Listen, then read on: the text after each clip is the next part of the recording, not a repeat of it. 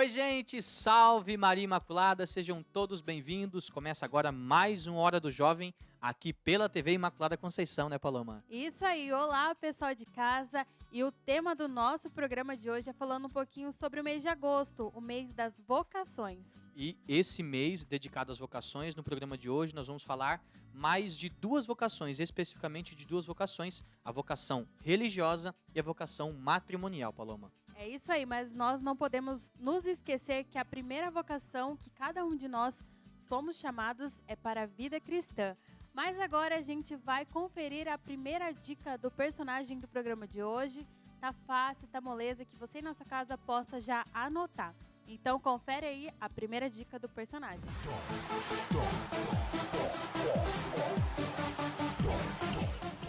A personagem da hora de hoje é uma mulher religiosa. Nasceu em Assis em 1193. Pertencia a uma família tradicional da nobreza italiana.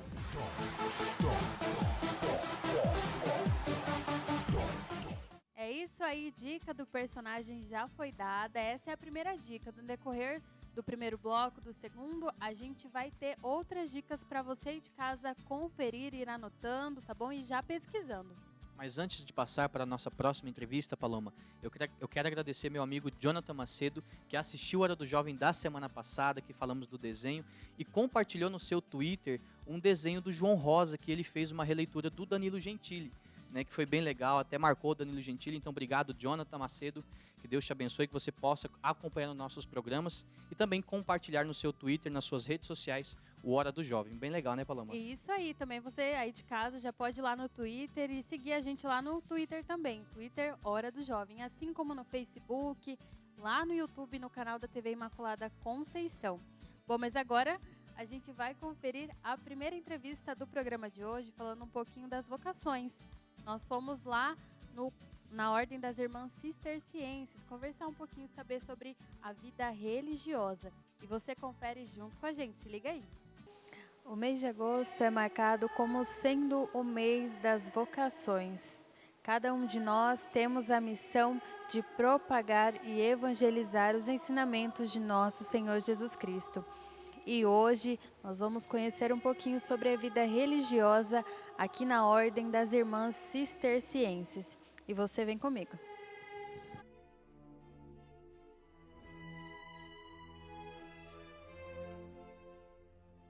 Eu estou aqui no mosteiro Nossa Senhora Aparecida e vou conversar com a Madre Elizabeth. Madre, conta um pouquinho para a gente como surgiu a Ordem das Irmãs Cistercienses. A Ordem Cisterciense surgiu na França em 1098, no final do século XI. É uma ordem que não pertence apenas às irmãs, é uma ordem composta por mosteiros masculinos e femininos. E por que leva esse nome, irmã? Cisterciense é um nome que veio da França, né? A cidade se chama Citeaux e, traduzindo para a nossa linguagem, Cister. Então, daí a ordem ela recebeu esse nome em homenagem a essa cidade que favoreceu a fundação. O que consiste a espiritualidade cisterciense? A nossa espiritualidade é uma espiritualidade eminentemente litúrgica. É uma espiritualidade baseada na oração, na vida litúrgica da igreja. O centro da vocação das monjas cistercienses é a Eucaristia. Toda a vida do mosteiro está em torno da Eucaristia e da oração da liturgia das horas.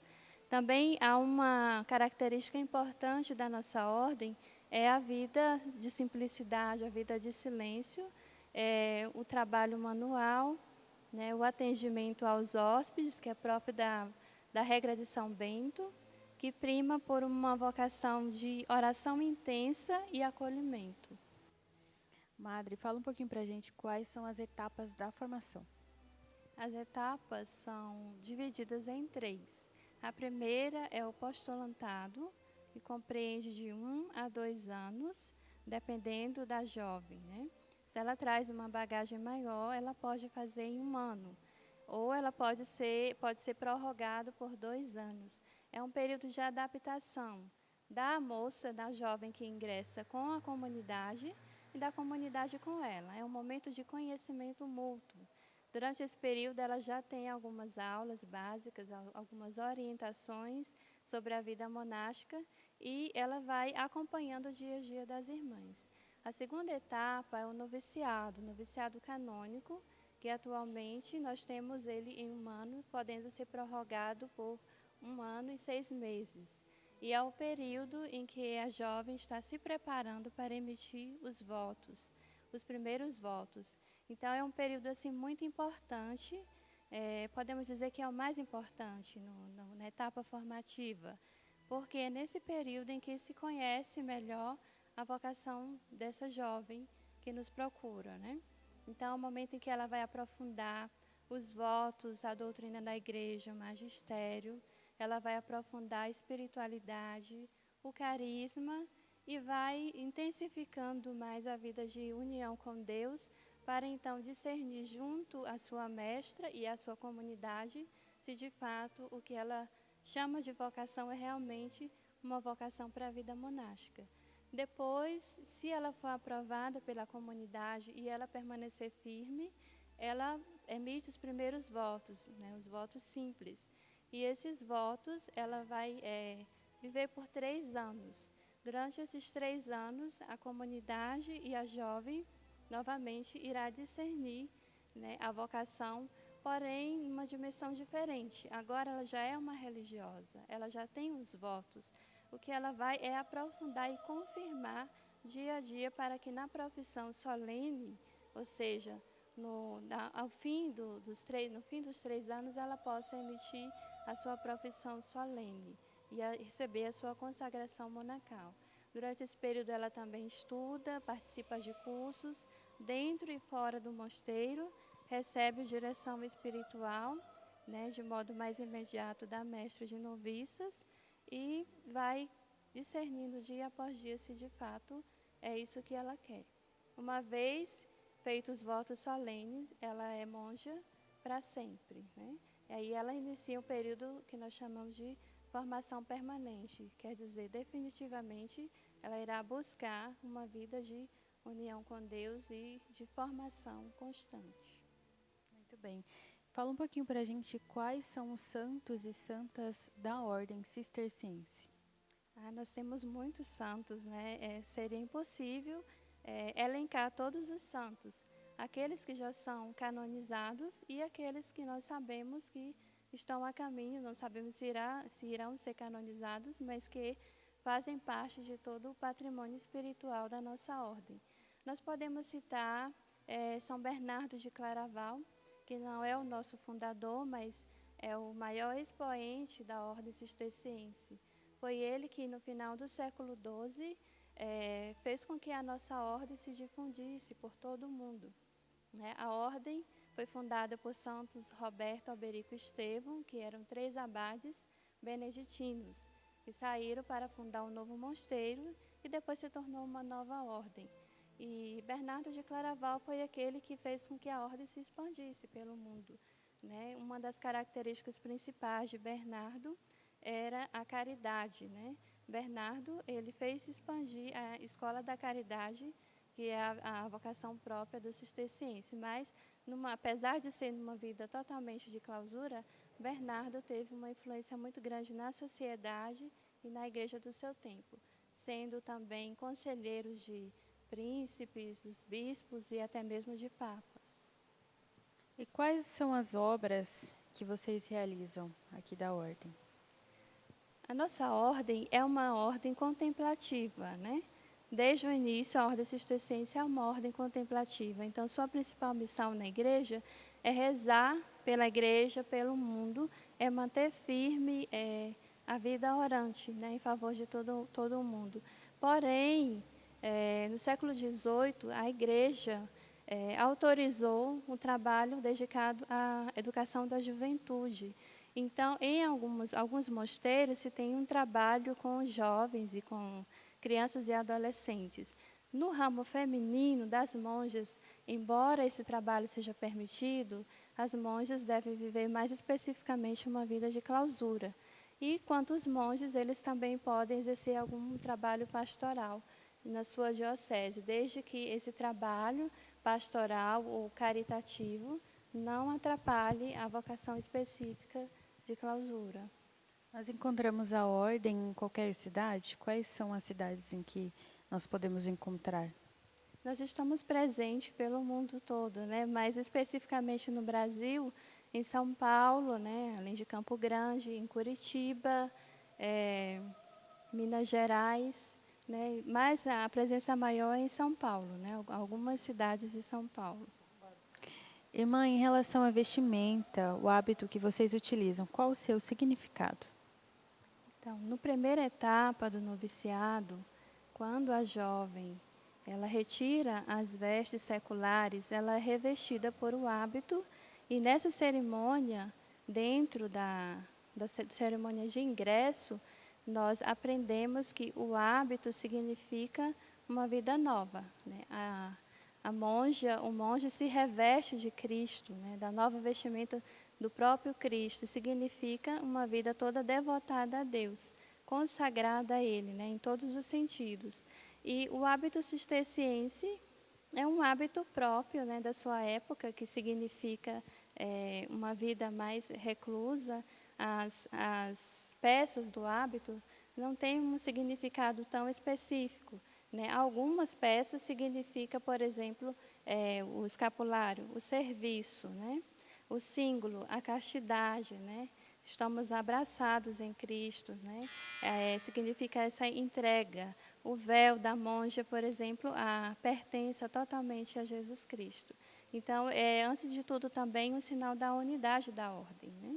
Então, estando todas vestidas igualmente, nós falamos para o mundo da nossa vida de pobreza, porque todas vestimos as mesmas vestes, e também da unidade, da fraternidade que deve existir dentro do mosteiro. Entrando nesse aspecto, fala um pouquinho para a gente sobre a vocação de clausura. Então, a vida de clausura é uma vocação específica dentro da igreja, né? Nossa igreja é muito rica em carismas, né, em espiritualidades, e a vida de clausura ela iniciou no final do século III para o século IV. Com o tempo, o Espírito Santo suscitou novos carismas, né? O primeiro na igreja foi o Santo Antão, que iniciou a vida monacal. No Ocidente, nós temos São Bento de Núrcia, que nós consideramos nosso pai, porque nós seguimos a sua regra. E a vida de clausura das monjas, ela tem um regimento próprio, dado pela igreja. Não existem documentos que regem a vocação específica. E significa que nós estamos unidos a todos, apesar de fisicamente separados, para interceder a Deus por todos, né? E não significa que somos melhores, mas significa que temos uma missão específica, como aqueles que estão no apostolado, né, no meio do povo, servindo a Deus. Eu estou aqui com a irmã Lourdes, ela vai falar um pouquinho para a gente sobre a espiritualidade da ordem cisterciense. Realmente a nossa vocação é de vida de oração, silêncio, e realmente é algo que eu sempre gostei, mesmo antes de entrar no mosteiro, e quando entrei, então, eu me senti assim uma pessoa realizada. E também nós recebemos muitos pedidos de orações por e-mail, né, por telefone, pela portaria. E então a gente percebe assim que tem muita procura, as pessoas procuram muito a Deus através da oração, de conselhos, eles vêm sempre pedir a gente. Então a gente vê que o povo tem sede de Deus. E realmente é a nossa vocação, que nós fomos chamadas, retirada, né, para ficar mais em essa união com Deus através da oração e rezarmos por toda a igreja, por toda a humanidade e a todos que vêm ao nosso encontro. Irmã, em algum momento você já pensou, durante a sua caminhada, você já pensou em desistir, em largar? Você já passou por muitos momentos de provações? Já, assim, dificuldades sim, mas naquele momento até falava, eu quero ir embora, eu quero desistir. Mas ao mesmo tempo eu falava, não, eu tinha certeza, tenho certeza da minha vocação. Então é só aquele momento, mas eu tenho certeza e que eu não sei mais viver fora da vida do mosteiro, porque eu me sinto realizada. é a minha vida, é a minha felicidade. É uma vida é maravilhosa. Eu não tenho nem palavras para falar como eu me sinto bem, realizada plenamente. Muito feliz mesmo, de verdade. Jamais deixarei a vida do mosteiro, a vida de oração, dessa intimidade com Deus e a vida de silêncio, porque Deus fala no silêncio. E eu sempre gostei assim do silêncio, mesmo então, ainda estando na minha casa, eu sempre ficava em silêncio, ouvia sempre rádio, as missas. Então, realmente, mesmo lá, sem saber, eu sempre soube da minha vocação, mas não sabia que era para essa vida. E quando eu entrei, então, encontrei realmente o meu lugar e a minha felicidade. Você já sofreu algum tipo de preconceito por ter escolhido essa vida, por ter escolhido entrar na ordem? Não, os meus pais sempre me deram a maior força, porque eles sabiam que era a minha vocação. Seja lá qual fosse, onde eu entrasse, eles só querem a minha felicidade. Porque se eu estou feliz, eles também estão. Eles falam, então você faça tudo direito, obedece, porque é o que você escolheu. Então, siga realmente.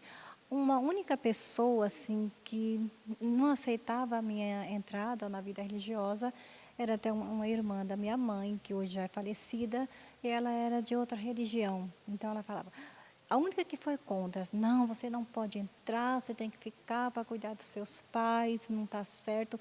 E eu fiquei até um tanto assim, aí eu não gostei, porque imagina, eu falei, meus pais não acham ruim ninguém. E quem sabe da minha vocação sou eu.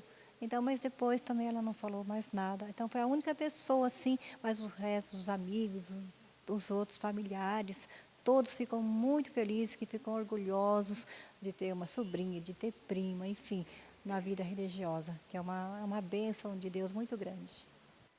E agora eu estou aqui com a irmã Alice, fazer uma pergunta para ela. Irmã, fala um pouquinho para a gente como um jovem que está nos assistindo pode descobrir sua vocação para a vida religiosa. Primeiramente, a gente tem que estar aberto à vontade de Deus na nossa vida. Um pouquinho, como eu posso dar um exemplo, da minha própria vocação. Eu sempre participei dos grupos na igreja, mas nunca pensei na vida religiosa. E no momento em que eu falei, não, eu vou ver como que vai ser, eu vou deixar que o Espírito Santo fale em mim, eu vou ver o que Deus quer da minha vida, o que Ele vai querer que eu faça. E foi no momento em que eu falei, não, é isso que eu quero. E eu comecei a vir às missas todos os dias, porque eu trabalhava aqui na escola. Então, eu comecei a vir às missas todos os dias. Então, eu rezava e falava, Deus, o que o Senhor quer de mim? E eu fui conversando com a madre, eu fiz acompanhamento com ela por 6 meses. E durante o acompanhamento, conhecendo a espiritualidade da ordem, conhecendo mais sobre a liturgia, aprofundando mais os santos, as histórias dos santos, a vida dos santos, é uma coisa que a gente conhece, a gente vê e a gente fala, nossa, a gente pode também ser assim. João Paulo II falava, jovens, não tenham medo de ser santos. Então, a gente pode ser santo no mundo e a gente pode ser santo na vida religiosa. Então, estar aberto à vontade de Deus, não ter medo, como diz João Paulo II, de escutar o chamado, de responder, de dar seu sim. Não é fácil, a gente enfrenta muita provação,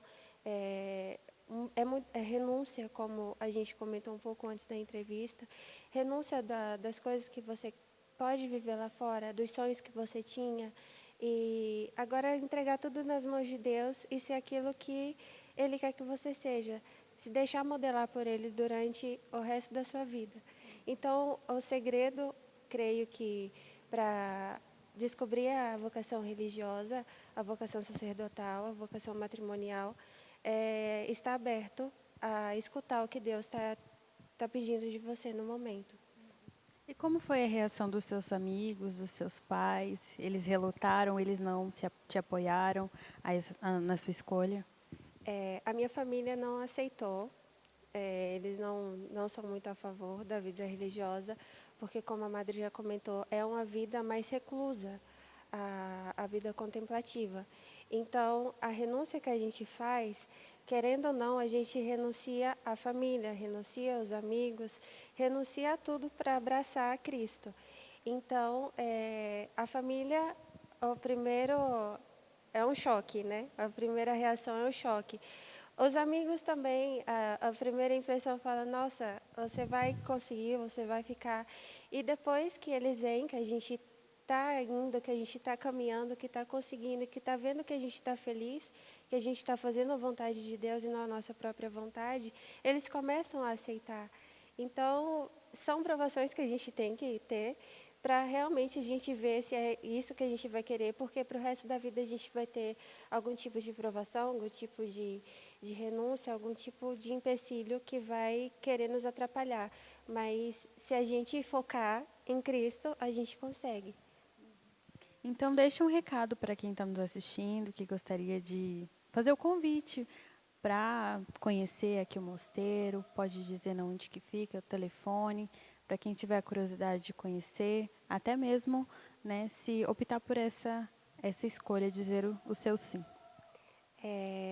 As meninas, como nós somos monjas, fica o convite de virem conhecer a nossa comunidade.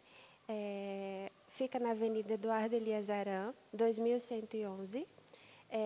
Nós temos as missas de segunda a sábado, às 6 da manhã, e aos domingos, às 7 da manhã. E quem acompanha as vocações, atualmente é a nossa madre, Elizabeth. Então, pode entrar em contato pelo e-mail ou pelo Facebook, que é Monja Cistercienses Vocacional, e que a madre sempre vai estar para atender, para falar um pouquinho mais sobre a nossa vocação. Madre, fala um pouquinho para a gente, porque quando se ingressa na ordem, vocês recebem um novo nome. Então, o novo nome representa a nova missão na igreja. O nome de batismo continua com o mesmo valor. Existem, inclusive, alguns mosteiros que se preserva, né, o nome de batismo. Mas, na tradição mais antiga da ordem, né, da igreja, há essa mudança no nome, quer dizer, uma vida nova. E cada nome, ele identifica um pouco aquela pessoa. Por exemplo, uma pessoa que é muito alegre, ela pode receber o nome de Letícia, que quer dizer alegria. Então, uma irmã que, na sua missão pessoal, ela vai transmitir, né, a alegria de Cristo, a alegria da vida religiosa. Não quer dizer que as outras não sejam, mas existe também um pouco da característica pessoal de cada irmã dentro da sua missão específica, né? Uma missão nova na igreja e que, unida às outras irmãs, cada uma com o seu nome, né, certamente irá ajudar a igreja, né, de modo mais profundo. Olha só, pessoal, eu estou aqui com a Madre Elizabeth, ela vai falar um pouquinho sobre a vestimenta, vai explicar cada coisinha, cada significado. Então, a vestimenta, ela significa que a candidata, ela vai se revestir do homem novo, a imagem de Cristo, né? Sempre tem esse sentido do revestimento de Cristo. Então, na primeira etapa, a candidata chega com suas roupas seculares, como ela se veste na casa da família. Dentro do mosteiro, para ela conviver com as irmãs, ela coloca um uniforme, que significa que ela não é uma consagrada, mas que ela se veste com modéstia para viver dentro do recinto da clausura. Depois de um ano, quando ela passa para a segunda etapa, que é a etapa do noviciado canônico, e ela já é reconhecida pela igreja como membro da vida consagrada, não ainda com os votos, ela precisa revestir-se de Cristo, que quer dizer, agora sim eu estou ingressando na vida consagrada. Então, dentro da vida monástica, contemplativa, nós recebemos o hábito, o nosso hábito ele é branco, o branco sempre tem aquela simbologia, né? Sempre vai representar uma vida de pureza, né? Uma vida de entrega, né? Uma vida de pertença totalmente a Jesus. E esse hábito, ele é coberto por um escapulário. E dentro da primeira etapa do noviciado canônico, é branco. Nós temos aqui uma noviça que está revestida, né, com um hábito branco, ela é noviça, está nesse período de noivado, né, com Cristo, esse ano muito bonito, que é um ano canônico, e a vestimenta dela é toda branca justamente por isso. Noviça é uma noiva, né? Então, o branco quer dizer a pureza, né? Simboliza também o batismo, porque a vida consagrada nós lembramos o batismo vivemos o batismo de uma forma mais radical. Então, aqui nós temos o escapulário, e o escapulário ele significa serviço. Antigamente, né, nos inícios, nos primórdios, o escapulário tinha um outro formato. Com o tempo, ele ganhou esse formato mais modesto, mas ele significa o serviço. Quando eu coloco o escapulário, quero dizer, eu estou a serviço da igreja. Embora não estando no meio do povo, né, em contato muito grande com as pessoas, dentro do meu mosteiro, na vida de simplicidade, cada atitude minha em relação às minhas irmãs e às pessoas que chegam ao mosteiro, cada gesto é um gesto de serviço a toda a igreja, à humanidade. Então, ele tem esse sentido. O símbolo, ele lembra a castidade, né? Agora, a castidade quer dizer, eu estou revestida, né, de uma união mais profunda com Cristo, pelo voto que me torna totalmente a Ele, né, totalmente consagrada a Ele. É um voto que me diz que eu devo viver uma vida integralmente, né, devotada a Nosso Senhor. E aqui nós temos o véu. No noviciado ele é branco, como eu já falei, né, o significado. Depois dos votos perpétuos, a irmã recebe o véu preto. Durante todo o período do noviciado e o período dos votos temporários, que são 3 anos, ela permanece com o véu preto. Quando ela faz os primeiros votos, os votos simples, ela recebe o escapulário preto. Significa que ela já fez um compromisso, né, o preto. E, por fim, nos votos solenes, que são os definitivos, ela recebe o véu preto. E o preto ele tem um sentido, um significado penitencial, tem um significado de morte, mas aqui uma morte mística, quer dizer, morri para o mundo, sou totalmente de Cristo. E significa também a pertença total, né, como eu já havia falado. Essas outras peças, né, a capa, essa capa que ela compõe 2 pecinhas, ela é uma característica própria da vida contemplativa. Né, até poucos anos atrás, não só a vida contemplativa, mas a vida missionária também, algumas congregações apostólicas usavam. Hoje ela está um pouco mais restrita às irmãs de clausura, e ela significa uma vida interior, mais interiorizada, né? Uma vida mística. É isso.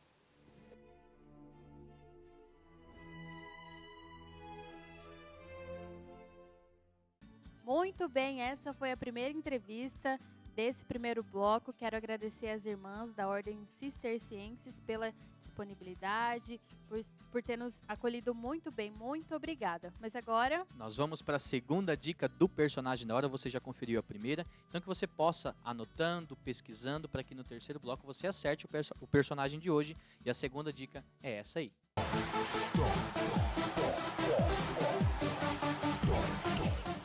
Renunciou à nobreza e à riqueza para viver pobre e humilde, dedicando-se radicalmente pela vida religiosa.